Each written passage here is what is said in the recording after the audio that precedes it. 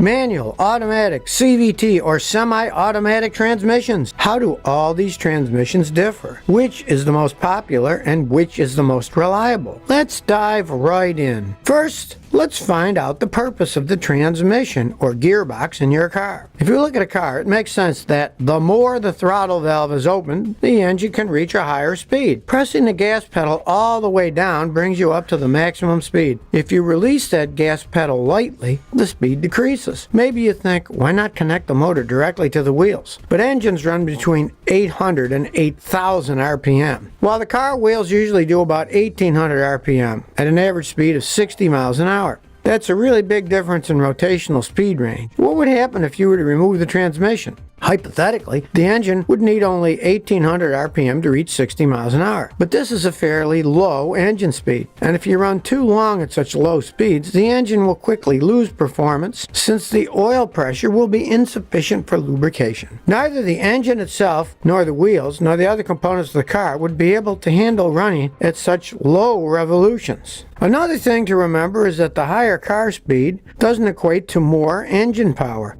Same thing with torque. More torque doesn't equal more speed. For example, if you're starting to drive uphill, you would need more torque and power, not speed. If you try driving your car uphill and try to maintain the same speed, you'll have to press the gas pedal harder. It might seem that the power remains the same since the speed doesn't change, but that's not the case. When driving uphill, the engine delivers more power at the same RPM in the same gear. And you can tell that by looking at the current fuel consumption. To effectively accelerate and overcome inclines, you need to maintain the RPM in the maximum engine power range. That's why the engine needs a gearbox. By reducing the speed with the gearbox, we can increase the torque while keeping the engine power constant. Also, there is no need for more torque. You can increase the transmission speed. So, the main function of the transmission is to control the speed and torque of the drive wheels. The transmission allows for optimal traction and vehicle speed, as well as reversing. Even more, the gearbox helps to decouple the engine crankshaft from the drive wheels, which allows the vehicle to idle or come to a complete stop without shutting down the engine.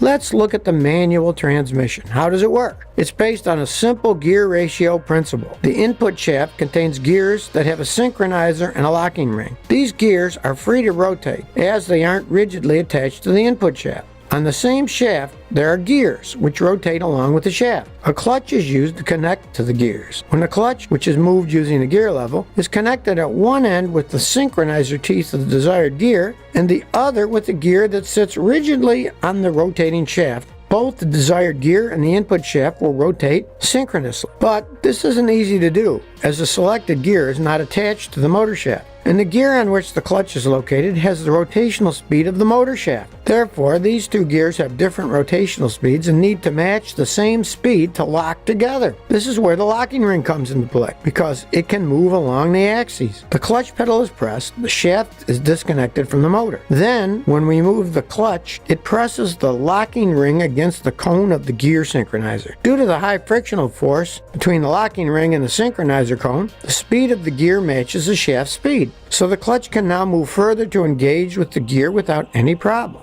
Manual transmissions are relatively simple and reliable in design and inexpensive to maintain and fuel efficient. For example, the Peugeot 208 Active with a 1.6 liter petrol engine and 115 horsepower can travel 45.2 miles per gallon in urban conditions. Also, cars with manual transmissions have easier control in off-road conditions. The plus is that you're in control of the driving process however it suits you. One downside is that it can be inconvenient when you're driving in the city that you need to constantly change gears during traffic. That's why the automatic transmission was invented, and taxi drivers in New York City loved it. It eliminates the inconvenience because in essence it does the thinking and action for you. The technical word for it is hydromechanical transmission. The name sums out how it works. The transmission automatically shifts gears by using fluid. The automatic transmission fluid, or ATF, creates pressure in the system, removes heat, lubricates the moving parts, and cleans the inside to prevent contamination. The automatic transmission fluid is contained in a fully sealed torque converter. The torque converter transmits torque to the primary gear assembly or gear grouping and acts as a clutch and fluid coupling. This part of the engine has two multi-vane impellers. Now after you start the motor, the flywheel begins rotating and activates the pump impeller.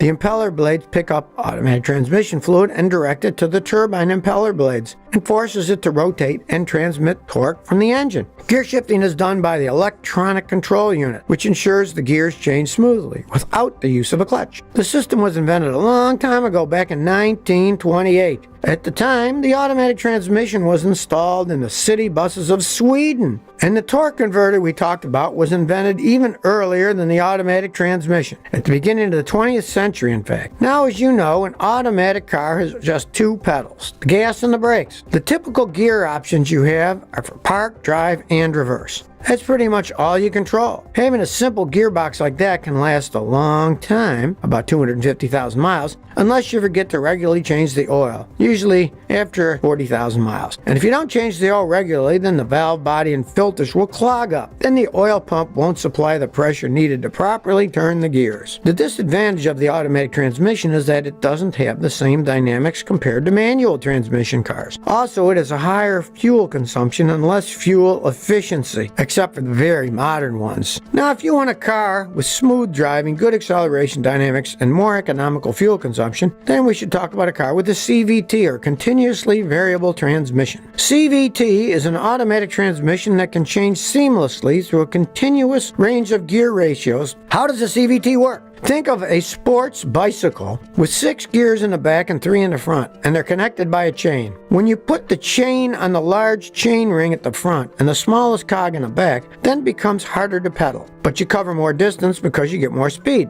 But if the chain is on the small ring at the front and the largest cog in the back, then you can pedal more smoothly and more often, but you cover less distance and bike speed is also lower. But this latter setup gives you more torque, so it makes it easier for you to climb up hills. Another option is if the chain is in the middle chain ring, or both the front and back, both gears having the same number of teeth. This is the optimal gear for torque and speed. And this example is similar to how a CVT works. Did you know that the first CVT was conceived by Leonardo da Vinci in 1490? In one of his schematic drawings is a diagram of parallel cones and a belt thrown between them, moving across an axis of rotation of the cones. This made it possible to change the gear ratio of the pair. The CVT system is based on a belt drive consisting of 2 sliding cone-shaped pulleys and a V-belt stretched between them. Torque transfers from the drive pulley to the driven pulley due to friction between the belt and the pulleys. One part of the driving and driven pulley is fixed motionless, and the second can move its axes to the left or right. When the drive pulley halves, moving towards each other, each push the belt outward. This leads to an increase in the radius of the pulley along which the belt rotates. As a result, the gear ratio increases. When a reduction in gear ratio is required, the driven pulley expands and the belt moves to a smaller radius. The movement of the pulleys is controlled by electronics. The torque converter is only needed to make sure the car moves from a standstill. After a start, it gets blocked.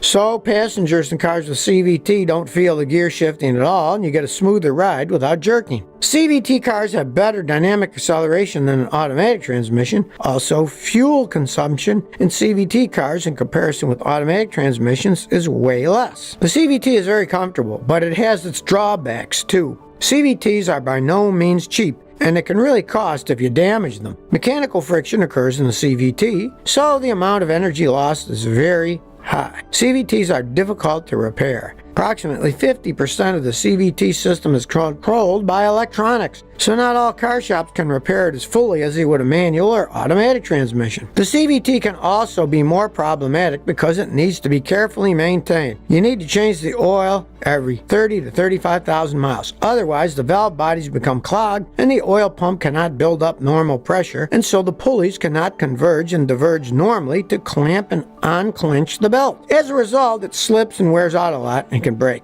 The belt itself consists of metal parts, and when it breaks, they scatter throughout the box, destroying everything around it. Now let's look at the semi-automatic transmission, which is similar to a manual transmission, but you don't have a clutch pedal. You can think of it as a hybrid between a fully automatic and manual transmission. Semi-automatic transmissions are more complex than manual or automatic transmissions. They're also prone to failures and malfunctions, and repairs are very expensive.